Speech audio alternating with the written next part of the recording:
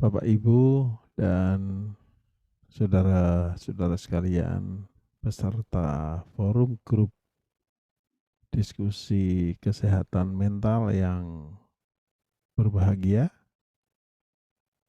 Eh, saya ingin mengucapkan salam sehat jiwa untuk kita semuanya ya. Mm.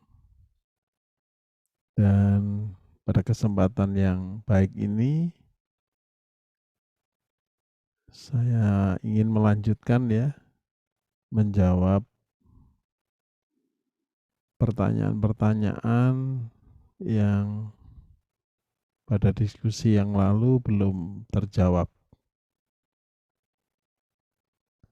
Salah satunya eh, adalah yang terkait dengan apa yang disebut dengan stigma terhadap ODGJ. Jadi apa yang dimaksud dengan stigma terhadap orang yang dalam istilah generasi sekarang disebut dengan kena mental itu. Nah, namun sebelum saya menjawab pertanyaan tentang stigma, izinkan saya mengingatkan kembali ya bahwa pertemuan diskusi kesehatan mental kita itu akan dilanjutkan pada hari hari Rabu bulan Mei yang akan datang. Tepatnya tanggal 18 Mei tahun 2022 ya. Jadi jamnya sama ya, jam 19.00 waktu Indonesia bagian barat ya, jam 7 malam waktu Indonesia bagian barat. Jadi setelah hari raya Idul Fitri. Jadi kita akan ketemu lagi melalui Zoom meeting ya, melalui virtual untuk kembali melanjutkan diskusi kita tentang kesehatan mental. Diskusi kesehatan mental ini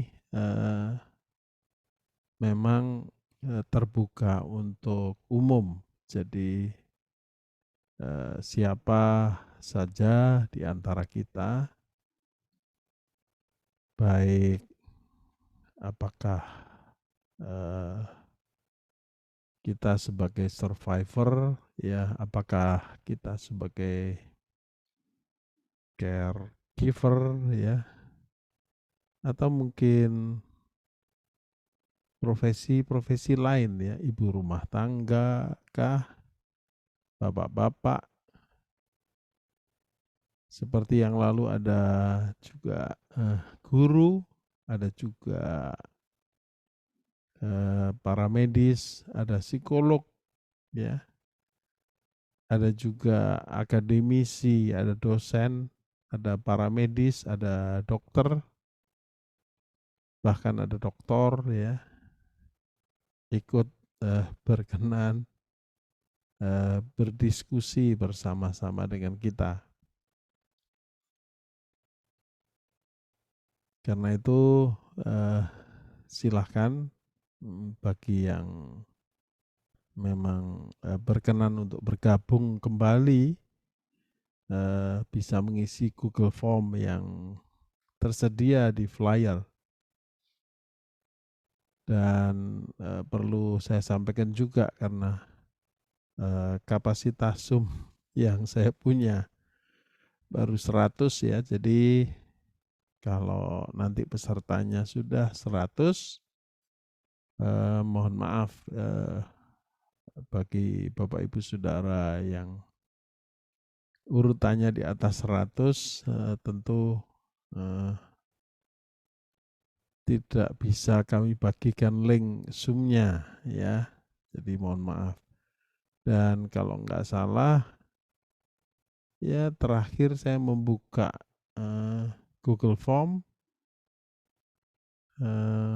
agak lama sih, sudah lebih dari seminggu. Jadi lebih dari seminggu yang lalu saya cek itu sudah hampir 50 peserta. Jadi bagi kita semua sekali lagi silahkan, saya sekedar mengingatkan bahwa Google Form yang ada di flyer bisa diisi ya, untuk kepentingan nanti pemberian atau pembagian informasi ya, informasi tentang linknya. Dan juga nanti akan ada tentu apresiasi dan penghargaan kepada teman-teman yang ya aktif berdiskusi. Kita akan berikan penghargaan ya.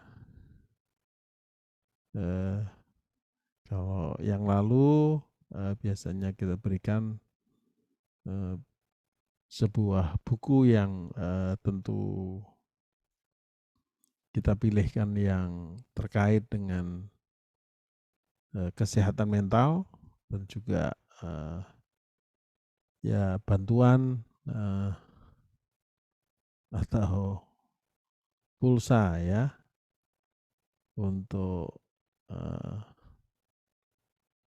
ya sekedar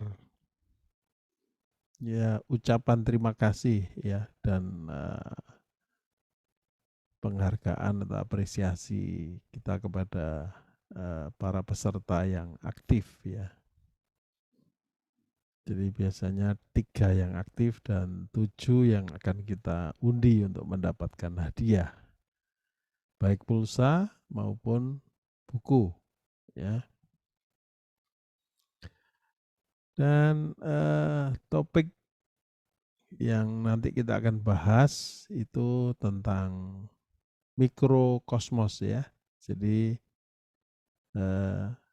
dunia kita pada waktu kita berada di dalam rahim ibu kita ya, bagaimana pengaruh mikrokosmos ini terhadap kesehatan mental kita. Baik, kita kembali kepada pertanyaan tentang stigma tadi ya. Kalau kita bicara stigma, maka sebetulnya definisinya itu panjang dan banyak. Namun pada kesempatan yang baik ini ya saya hanya ingin menyampaikan secara singkat saja bahwa yang dimaksud dengan stigma itu sama dengan stempel ya, stempel. Cuman stempel ini stempel yang jelek ya, stempel yang negatif ya terhadap ODGJ atau terhadap mereka yang kena mental. Jadi gitu. Itu sebabnya stigma ini yang mengakibatkan ya, yang akhirnya berdampak kalau boleh saya katakan sangat buruk terhadap perkembangan atau usaha-usaha ya untuk membangun kesehatan jiwa di tengah-tengah masyarakat kita. Bagaimana tidak buruk karena stigma ini mirip dengan aib ya, dengan stigma atau stempel yang negatif terhadap mereka yang kena mental. Itu masyarakat menjadi punya satu pandangan ya, punya satu persepsi yang buruk ya terhadap yang namanya kena mental ini. Kita jadi punya satu paradigma, punya satu pemikiran ya, apa kata orang ya, apa kata dunia kalau saya ini kena mental begitu. Sehingga kenapa di klinik-klinik ya yang namanya kejiwaan di rumah sakit ya, di puskesmas atau di para profesional yang praktek baik psikolog klinis maupun psikiater ya, seringkali mereka yang datang itu sudah dalam kondisi yang berat ya, yang sebetulnya sudah terlambat begitu. Nah, sesuatu yang sudah terlambat ibarat cancer begitu, kalau sudah stadium akhir, sudah stadium 4 tentu penanganannya menjadi berbeda dengan kalau itu kita tangani pada waktu stadium masih awal atau masih dini. Seperti yang kita tahu bahwa prinsip mencegah itu lebih baik dibanding mengobati, itu memang sangatlah ya sangatlah benar ya, sangatlah penting ya untuk kita betul-betul yakini ya, sehingga kalau kita ada masalah baik kesehatan fisik maupun kesehatan psikis, harusnya kalau bisa dicegah. Kalau sudah mulai muncul yang ringan ya segera diatasi, tidak menunggu sampai yang berat. Tapi celakanya Bapak Ibu dan saudara-saudara sekalian, dengan adanya stigma yang buruk atau stempel yang buruk di mana orang yang kena mental itu dianggap aib, maka banyak orang yang terkena yang namanya gangguan mental itu yang ringan, yang sedang, yang mestinya bisa segera diatasi, itu mereka cenderung menyembunyikan. Mereka cenderung menahan diri, mereka cenderung malu untuk konsultasi atau untuk berobat.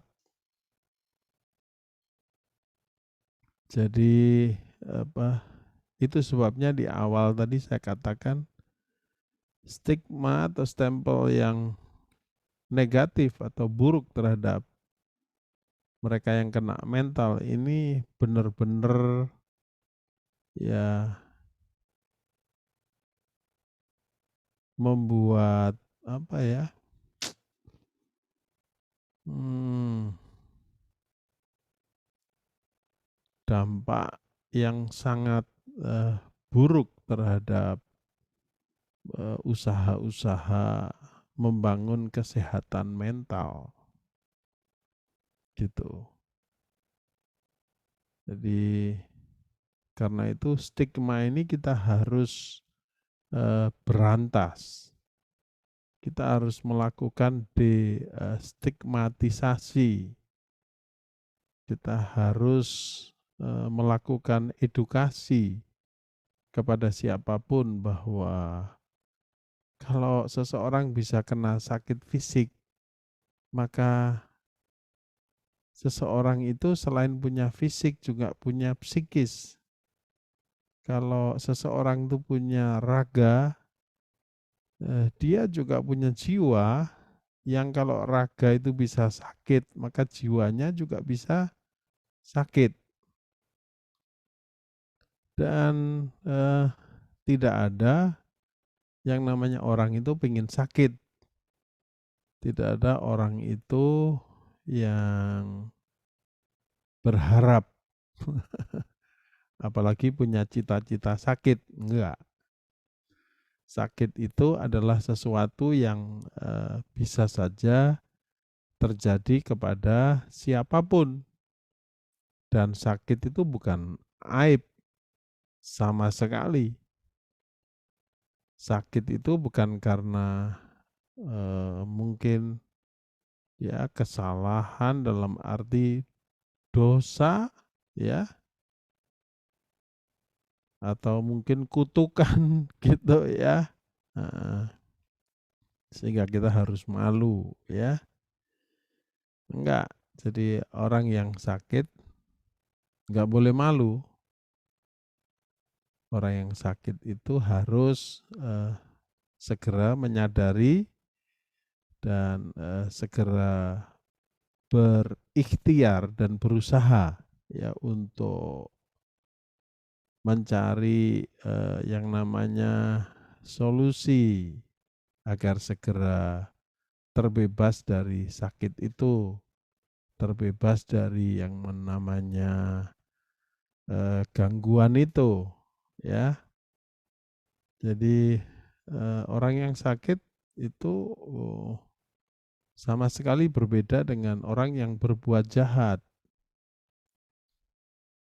Kalau kita berbuat jahat atau berbuat tidak jujur ya, itu kita wajib untuk malu ya. Kalau kita katakanlah melakukan tindak pidana pencurian, kalau kita melakukan penipuan, kalau kita melakukan tindak kekerasan, kalau kita melakukan fitnah, melakukan gosip ya, ya kita wajiblah malu ya.